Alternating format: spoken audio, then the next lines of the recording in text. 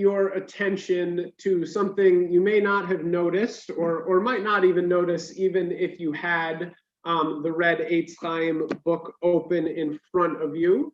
But there are actually a couple footnotes that are on this morning's text in our Chumash. And they are both only in Hebrew, which for the life of me, I can't figure out why they do that. For a book that is generally really great about, like, advocating for understanding and translating things, I don't understand why you would put anything only in Hebrew, but I'm going to call it up on the screen real quick just to highlight it. And this actually comes, just so you can all see it and I can translate it real quick. This actually comes from the end of the Parsha. We didn't read this section. But there's this little footnote here on chapter 11, verse 42, and I'm going to read it in Hebrew and then I'll translate it to English. And first I'll go back up to the verse. The verse is Kol holech al gachon v'chol holech al arba al kol marber regalim l'chol hasheretz hasheretz al aretz lo tochlum ki sheketz hem. You shall not eat among all things that swarm upon the earth, anything that crawls on its belly, or anything that walks on fours, or anything that has many legs, for they are an abomination. And you see, hopefully, in the text that this vav, this letter vav right here, is big. It does not usually extend above the level of the other letters. Here it does, and that's the way it would be written in the actual Torah scroll as well.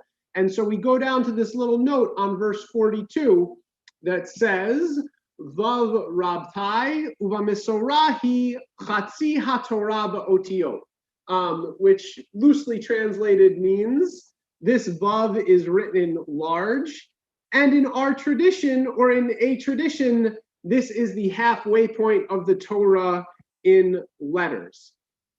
I don't know about any of you, but my first kind of warning sign on that comment is the fact that that part of it was in quotes, right?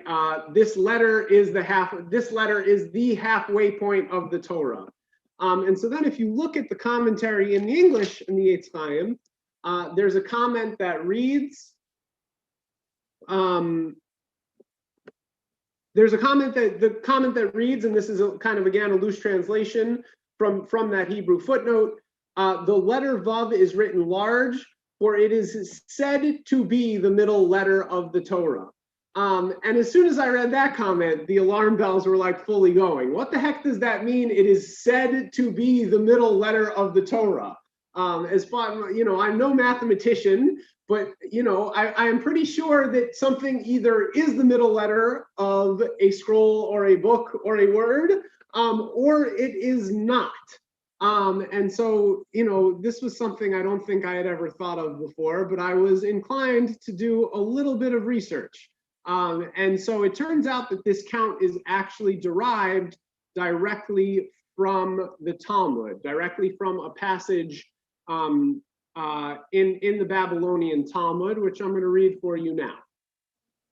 The early sages were called Sophrim, those who count, for they counted all the letters of the Torah scroll. They used to say, the letter Vav of the word Gachon, which we just highlighted in that verse from this morning's Parsha, represents the midpoint of the letters of the Torah scroll. The words Darosh Darash, which we also read this morning, represent the midpoint of the words of the Torah. And the verse which begins with the word V'hikaleach, which we'll read next week, represents the midpoint of the Torah's verses. So that's all well and good. And but what is a little bit, again, doesn't quite make sense here, is that all of those citations are off. None of those counts are correct. And we are still dealing with the same Torah text that the rabbis of the Talmud were thousands of years ago. And while we should probably give them a little bit of credit for even attempting the arduous task of counting out all of these verses and words and letters without the benefit of let alone a printing press, forget like a word processor program that can count all of these things for you.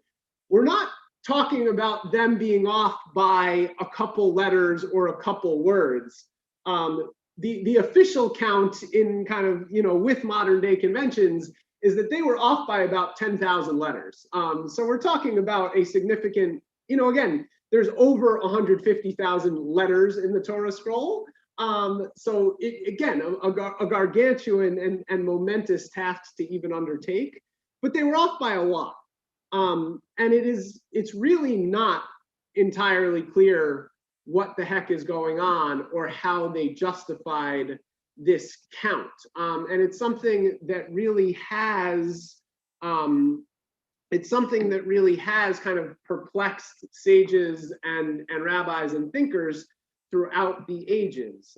There's one 17th century Italian rabbi, Yedidia Solomon ben Abraham Norzi, who was so perplexed by what they were talking about in the Talmud versus what, his own great mind and the great minds of his generation were counting, that his takeaway moral at the end of all this is that we must wait for the prophet Elijah to come sort things out. So, just irreconcilable differences.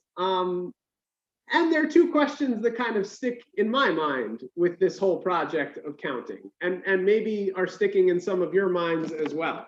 The first is perhaps why bother in the first place? Who exactly cares? And the second, building off of that, is, well, so even if you do get a count that you can all agree on, so what? What exactly does it matter?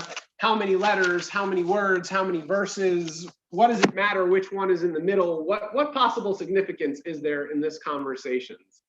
And my takeaway from this is that, like so many other things, kind of, it does and it doesn't. It depends how much you want to engage with the questions in the first place. Obviously, from that Talmudic source, quantification was really important. I don't think it's any small compliment or emphasis that the original sages were referred to as counters. That's something that, at least in that time, obviously held a lot of weight. And if you are poring over the text with a magnifying glass or maybe some kind of abacus and keeping count of each one of those words and letters, you're obviously showing a lot of reverence for that text, and you're obviously paying a really great amount of attention to detail.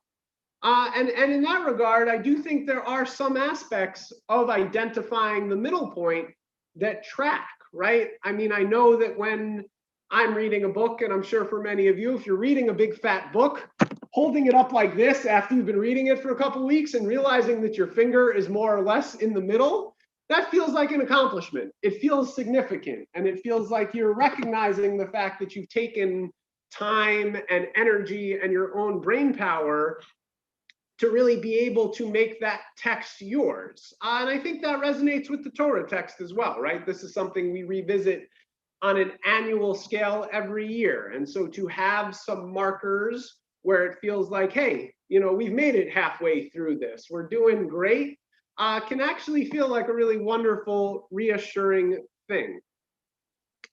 There's also an argument to be made that establishing the middle, specifically with regards to kashrut, makes a lot of sense. What better spot to randomly ascribe additional significance within the Torah text than a seemingly random set of laws to which the Jewish people have ascribed great significance. It kind of continues in this pattern of finding meaning where we might otherwise not be entirely sure what the meaning is. And to put that in a little bit of perspective, as I said in my intro, this morning's Parsha Shemini offers a good break in text that can otherwise seem arcane with all the laws of sacrifices and the priestly laws.